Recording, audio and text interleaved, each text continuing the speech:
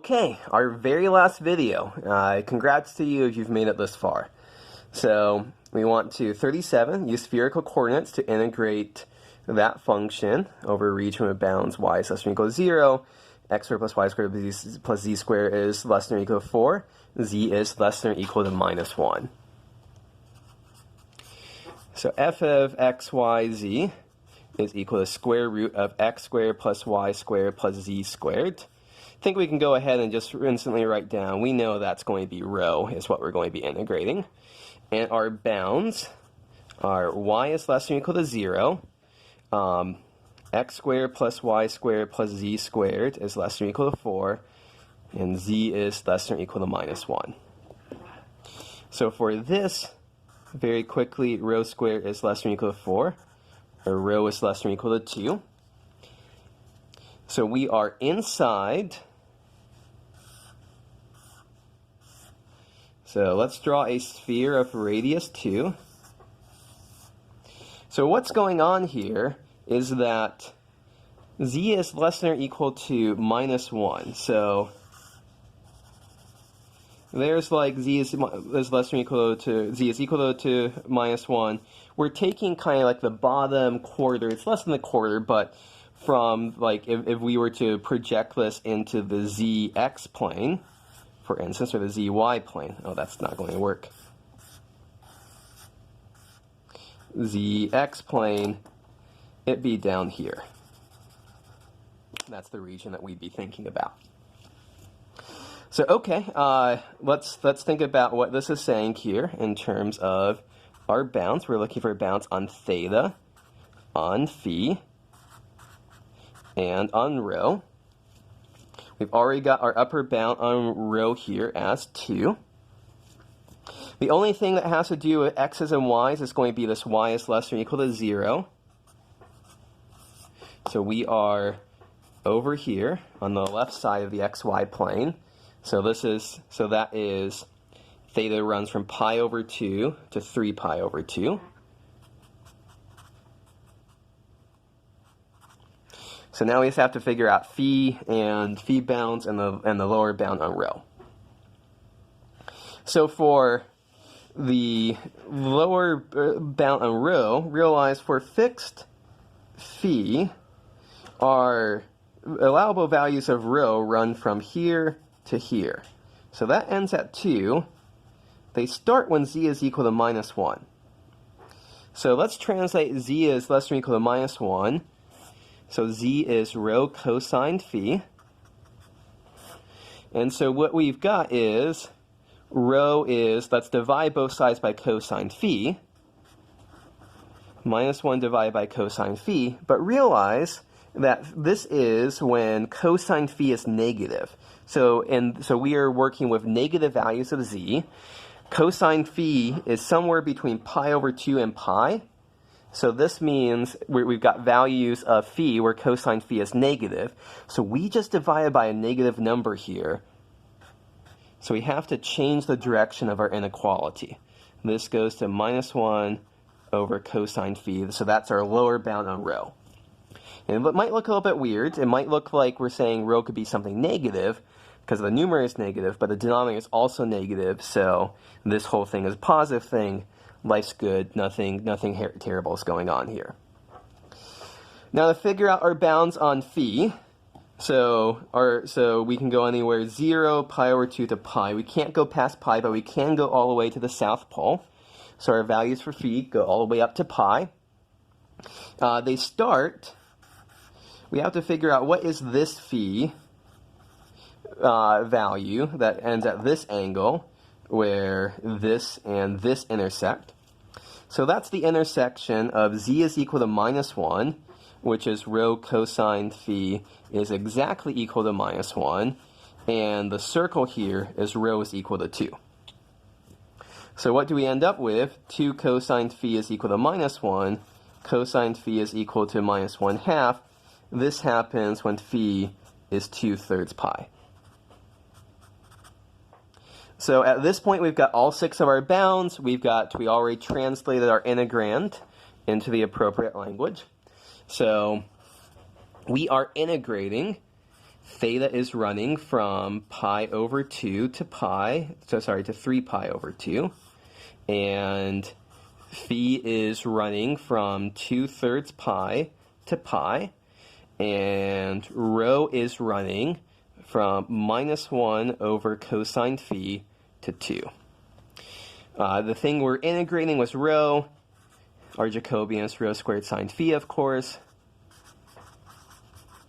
So here's the integral we have to evaluate. Okay, so let's do this.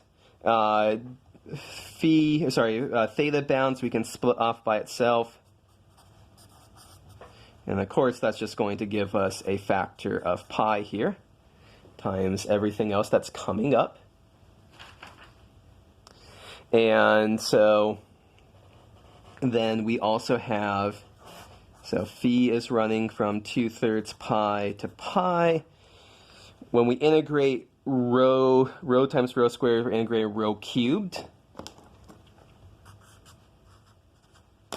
So that gives us rho to the 4th over 4.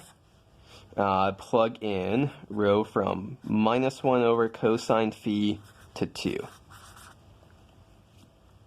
So let's peel off this 1/4, move it outside.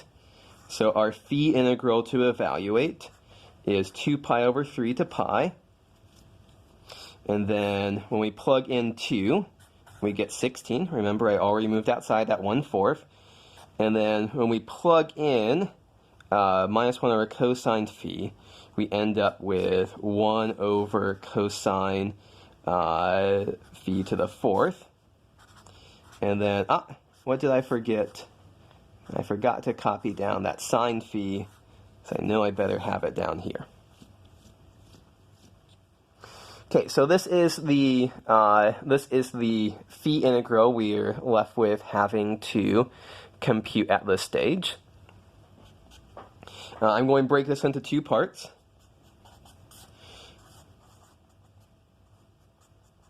I'm going to break this up into the integral of 16 sine phi d phi minus the integral of cosine of phi to the -4th times sine phi d phi. Okay, so why do I do this? So we're going to want to use substitution. U is cosine phi, du is equal to minus sine phi d phi. We'll use that in the next slide. And so we end up with, after crunching this out, we end up with pi over 4 times, so when we integrate 16 sine phi, if you recall, that's minus 16 cosine phi from 2 pi over 3 to pi. And that is going to give us 8 after evaluation. And then we also had the integral, so plus, note that this minus is getting sucked into that minus sine phi there.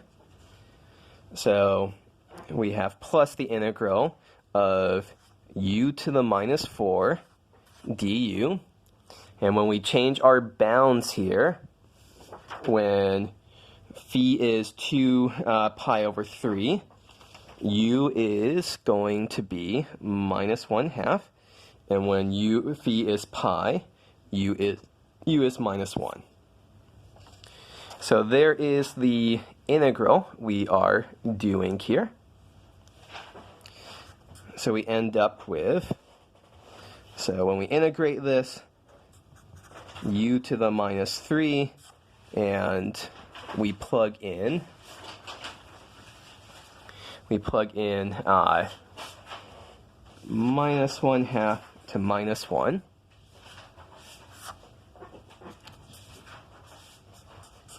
And so what do we end up with?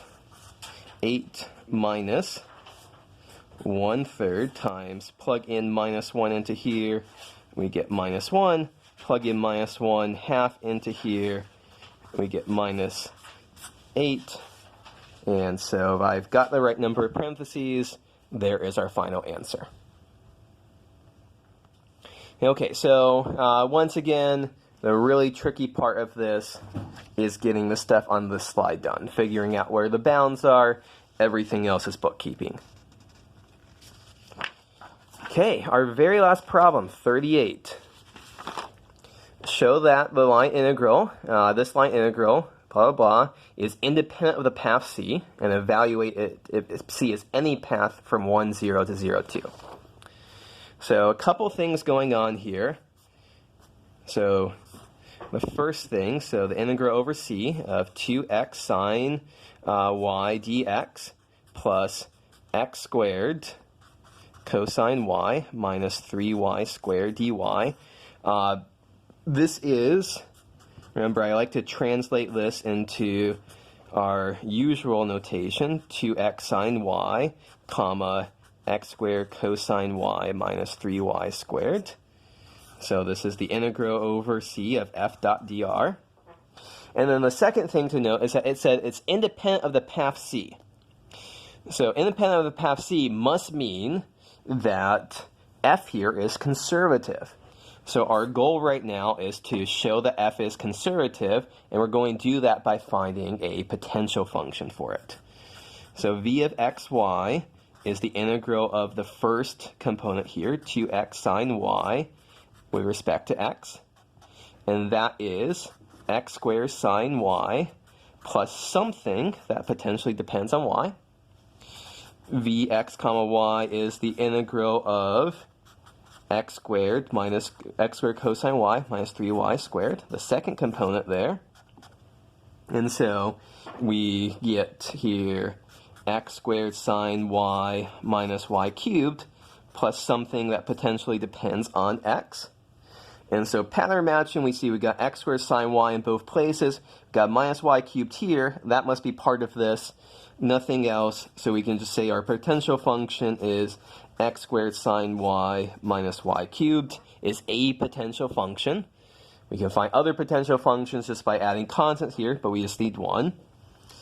And so what our final answer is, if C is a path from, C is running from 1, 0 to 0, 2, this is just going to equal v of the ending point, v of 0, 2, minus v of the starting point, v of 0, 1. So if we plug in 0, 2 in here, we get 0 squared times 0, 0 squared times sine 2, who cares about that, minus 2 cubed, minus, when we plug in y here, 1, 0 here, x is 1 sine of 0, 0, minus 0 cubed, and that looks like we get minus 8 as our answer.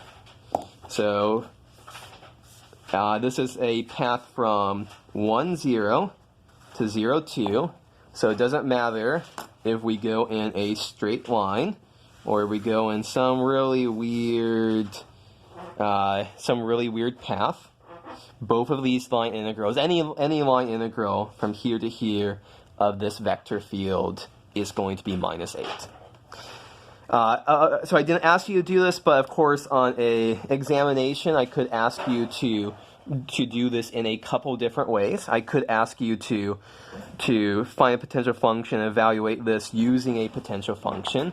Alongside of, I could actually, in addition, ask you to calculate the line integral directly from here to here along like a straight line path. And so using 16.2 methods, do in two different ways, see that you get the same answer. So I could ask you to do both of those on examination. So this is going to be easier using potential functions. If I ask you to do both, you should be prepared to do both. Okay, that's the end of the review. Good luck studying.